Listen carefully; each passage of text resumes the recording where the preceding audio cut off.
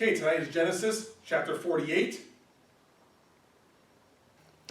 And it came to pass after these things that one told Joseph, Behold, thy father is sick. And he took with him his two sons, Manasseh and Ephraim. And one told Jacob and said, Behold, thy son Joseph cometh unto thee. And Israel strengthened himself and sat upon the bed.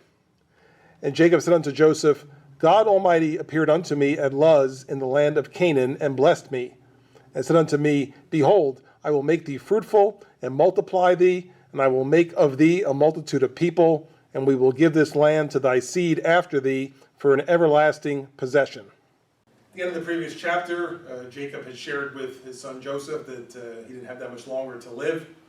He was already making arrangements for where he wanted to be buried. So now here in 48, he's going to start to address his sons and such as to what he's leaving them, or what he's prophesying or predicting is going to happen to them and their families in the future.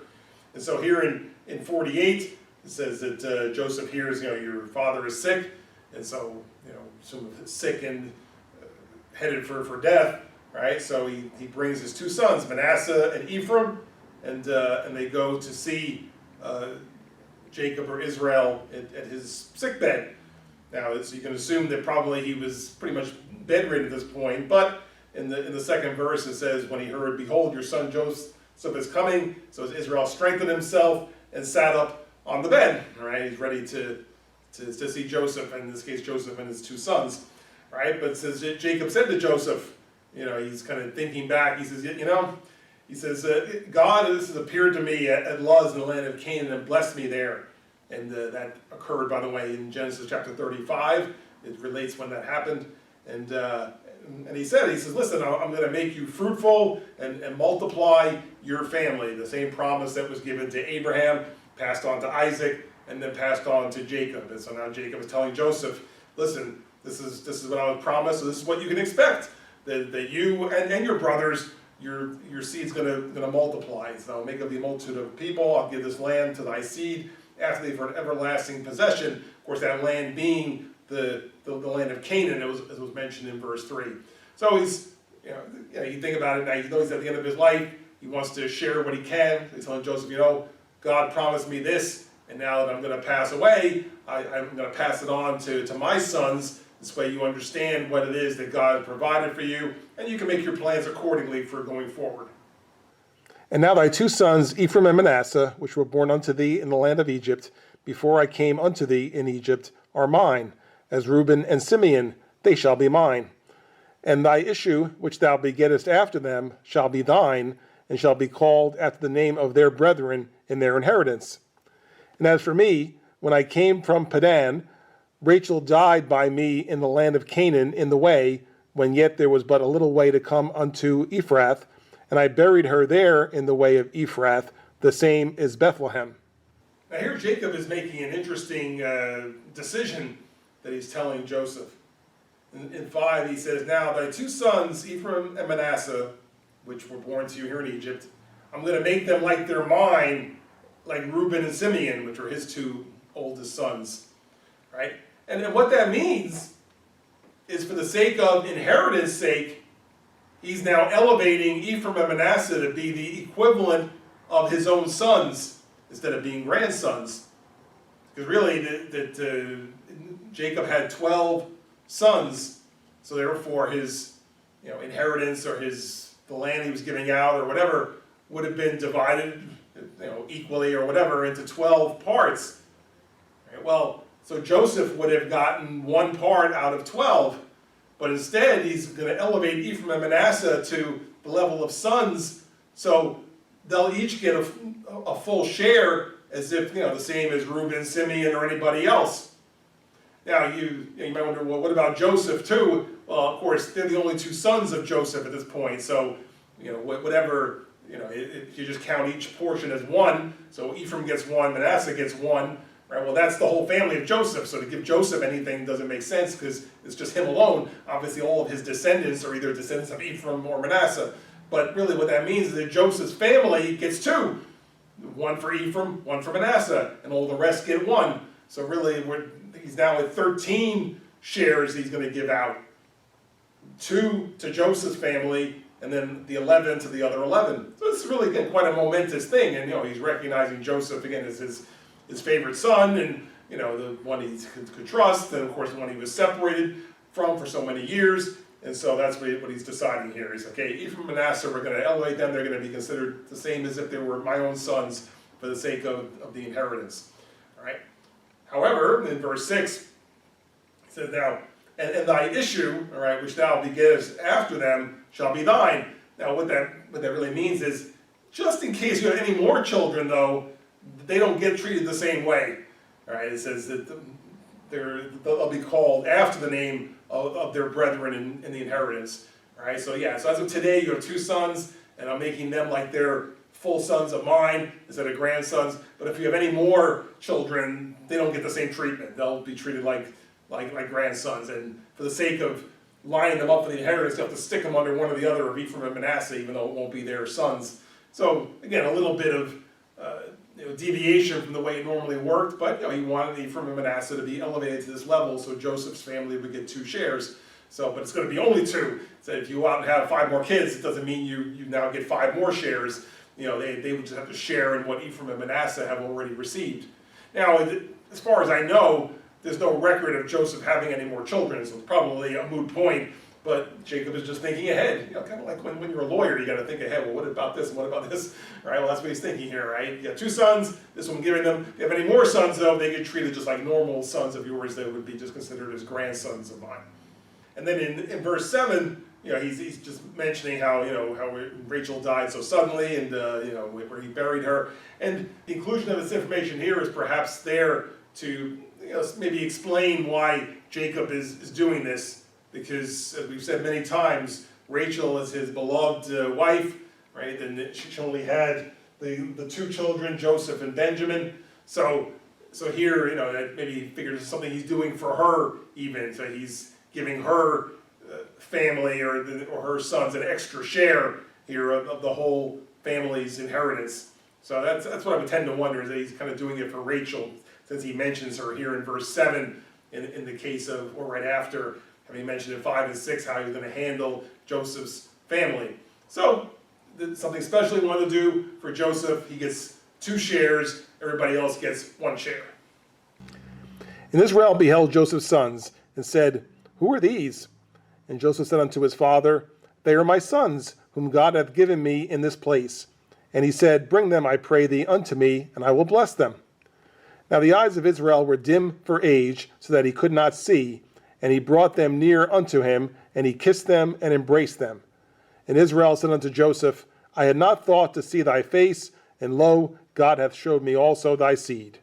So as the conversation continues, that now as Israel, notices that there's the 2 sons are there with him.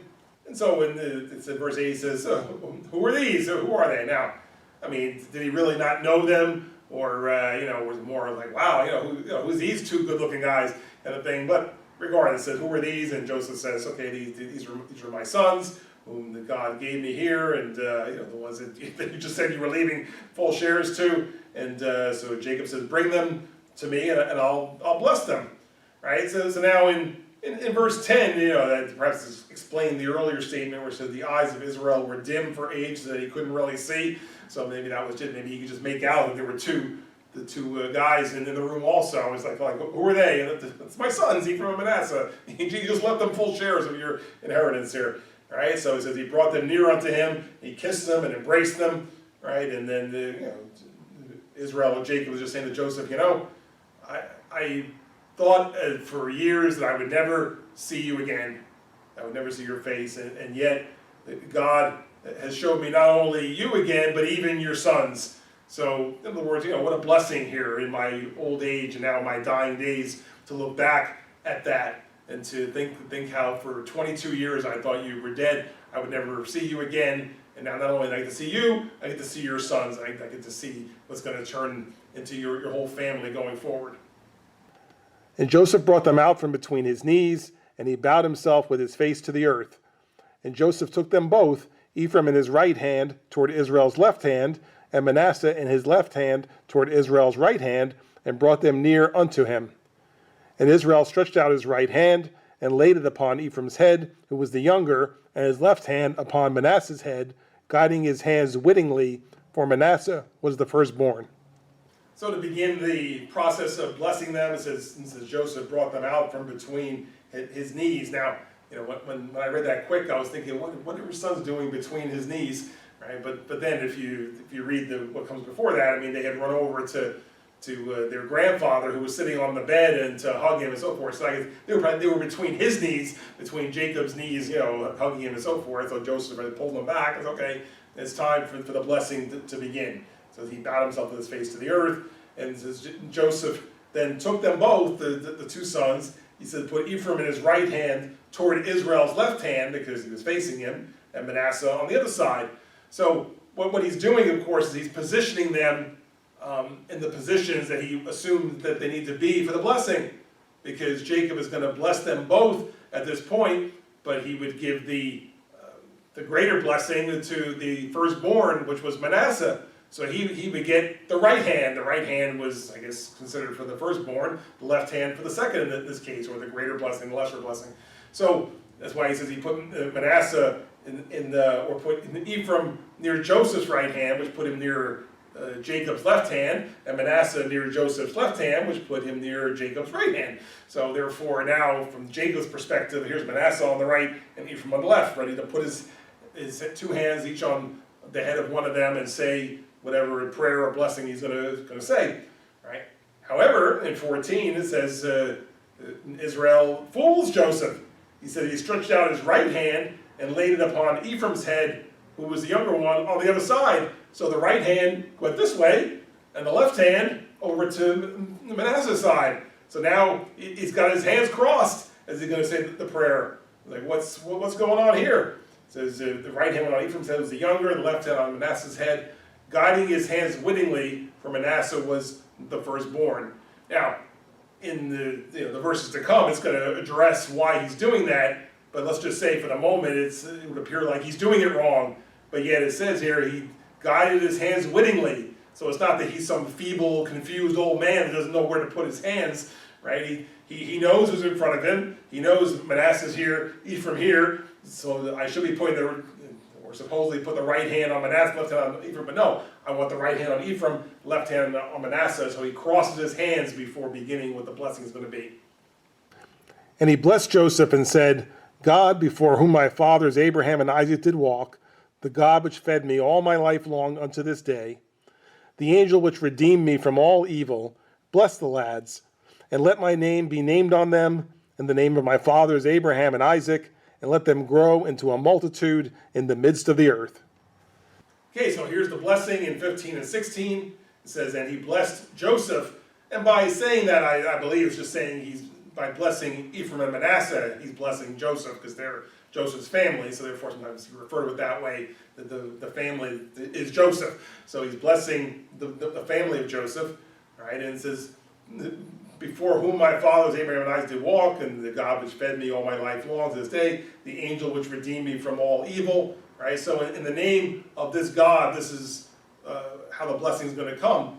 And I would point out before continuing, I would believe that it says the angel which redeemed me from all evil is most likely Jesus, right? Because angels don't redeem you from evil. Angels are just messengers from God. But if you remember, of course, I mean, Jacob saw the personage of Christ at the top of the ladder in his dream, because he said he saw God at the top, but God doesn't, the Father doesn't have a body. So when you see God with a body, that's Jesus you're looking at. So he saw Jesus. He also wrestled with a man in the one night where his nickname was changed to Israel, right? That could have been supposedly Jesus as well, or could have been an angel as well. But so I would believe that in 16, when he's saying the angel which redeemed me from all evil, that would be Jesus. So really he's saying, in the name of the Father and the Son, all right, here's the blessing, all right? It says, and let my name be named on them, right? And the name of my fathers Abraham and Isaac, let them grow into a multitude in the midst of the earth, right? The blessing he's pronouncing is the blessing from God that started with Abraham, and it goes down to Abraham, Isaac, and Jacob. So Jacob's holding this blessing right now that began with Abraham, passed to Isaac, passed to him. So that's the blessing I'm blessing you with, right? That you would continue on, and it says, grow into a multitude in the midst of the earth, which was the blessing and the promise that God had made to Abraham, that his seed would grow into a multitude. So that's what Jacob's doing here. He's passing it on now to his son, his grandsons, that they would carry this forward and grow into a multitude as God had promised and said they would. And when Joseph saw that his father laid his right hand upon the head of Ephraim, it displeased him, and he held up his father's hand to remove it from Ephraim's head unto Manasseh's head. And Joseph said unto his father, Not so, my father, for this is the firstborn. Put thy right hand upon his head. And his father refused and said, I know it, my son, I know it. He also shall become a people, and he also shall be great. But truly his younger brother shall be greater than he, and his seed shall become a multitude of nations. And he blessed them that day, saying, In thee shall Israel bless, saying, God make thee as Ephraim and as Manasseh. And he set Ephraim before Manasseh. Now I would assume that Joseph was just observing at this point and didn't say anything until his father was done with the blessing. But now it says in 17, so when Joseph saw that the father's hands were basically on the wrong heads, his father laid his right hand on Ephraim, and the left hand on Manasseh, says it displeased him. He said, wait a minute, you're doing it wrong, right? You had your hands on the wrong sons. He says, and he held up his father's hand to remove it from Ephraim's head, all right, and move it over to Manasseh's head. In other words, the right hand is here. He's picking his hand up. So no, you're not supposed to be here. You're supposed to be here. In other words, you're confused. You did it wrong. And as it says in 18, it says, Joseph said to his father, No, my father, you did it wrong. This is the firstborn. Put your right hand on his head. All right, but 19 says his father refused and said, I know who's who. It wasn't an accident. I'm not confused. It says, he, Manasseh, the older, says, shall also become a people and shall be great. I mean, his people will be great. His family will be great. But truly, his younger brother's family, shall be greater than him. And his seed shall become a multitude of nations. Right? So, he said, I know what I'm doing. He was being prophetic here, foreseeing that Ephraim's family would grow to be even a greater family than Manasseh's. And, I want to make sure that it's understood when it says that he will be greater than him. He's not even talking about the person Ephraim and the person Manasseh. He's talking about their families, their descendants. So he says Manasseh is going to grow into a great family, but Ephraim's going to grow into an even greater family and become a multitude of nations. So therefore, I'm going to give him the first blessing, and that's why he crossed his hands and put the right hand on Ephraim's head. It says, and then 20, he blessed them that day, saying, In this shall Israel bless, saying, God make thee as Ephraim and Manasseh. He said Ephraim at this time before Manasseh in that blessing, recognizing that his family would be even the greater family. One of the things that I would add is, it's just kind of a side note, in Hebrews chapter 11, which is sometimes known as the faith chapter, right? When you go through, it says, by faith this one did this, by faith this one did this, right? There's a verse that talks about this particular incident right here, right? If you look at Hebrews chapter 11, verse 21, right? It says, by faith Jacob, when he was dying, blessed both the sons of Joseph and worshipped, leaning upon the top of his staff, which he would have had to do because he couldn't hold himself up, right? So even the Apostle Paul was writing at that time, different things that happened in the Old Testament, and this was one of the incidents that he picked, that here Jacob leaning on his staff, blessing the two sons of Joseph, Ephraim and Manasseh, that he even by faith that he did it this way, and I believe the faith was in the understanding and knowing that Ephraim's family would be the greater, and so being willing to go against that kind of tradition of the right hand on the older son and crossed it over, and even by faith in elevating these two sons to the level of his own sons, understanding that this was a family that was going to be blessed going forward. So all this was done by faith and even recognized in the New Testament in Hebrews chapter 11, verse 21. And Israel said unto Joseph, Behold, I die, but God shall be with you, and bring you again unto the land of your fathers. Moreover, I have given to thee one portion above thy brethren, which I took out of the hand of the Amorite with my sword and with my bow. Okay, and here at the end of his time with Joseph and his two sons, all right, that, he just says to Joseph, I'm going to die soon, but God will be with you, and will bring you again to the land of your fathers, all right, that I'm going to die here, right, but, your family's going to eventually get back to the land of Canaan, which is the land of promise, the land of inheritance, right, and in 22 it says, moreover, I've given to thee one portion above your brethren, right. Now, the obvious way of looking at that is to say, was the way I was saying it earlier, everybody gets one, and he got two. One for Ephraim, one for Manasseh, so he got two, and everyone's got one, so therefore it was one portion above his brethren, and that's, I guess that's a very straightforward way of looking at it, and there's certainly nothing incorrect about that, right? However, in investigating it, I found another interesting way of looking at it, right? The word that turns into portion here was a word called Shechem, right? And now Shechem is also the name of a city, right? In fact, it's the city where where Dinah was raped and the two of her brothers killed people there and so forth. So this was a city. So if you look at it that way, that this city and that area was being left to Joseph, right? Well then it also fits in when it says, which I took out of the hand of the Amorite with my sword and with my bow, right? Well, it being some land actually makes sense with the rest of the sentence. And furthermore, right, that particular land is also near places that we read about later called Samaria and Sychar, right? These are two places that were near the land of Shechem. So that if he was given that whole area, that these were areas that we heard of later. And in particular, if you turn to Gospel of John, chapter 4, which was the story of the woman at the well that Jesus met, it gives you some geography there, right? And in verse 5, so John chapter 4, verse 5, it says, then cometh he to a city of Samaria, which is called Sychar, near to the parcel of ground that Jacob gave to his son Joseph. Okay, so that was the area given to Joseph. So if you want to use that meaning here in verse 22, it does make sense with the rest of the sentence, and it refers to a land that in the Gospel of John was referred to again as the parcel of ground that Jacob gave to Joseph.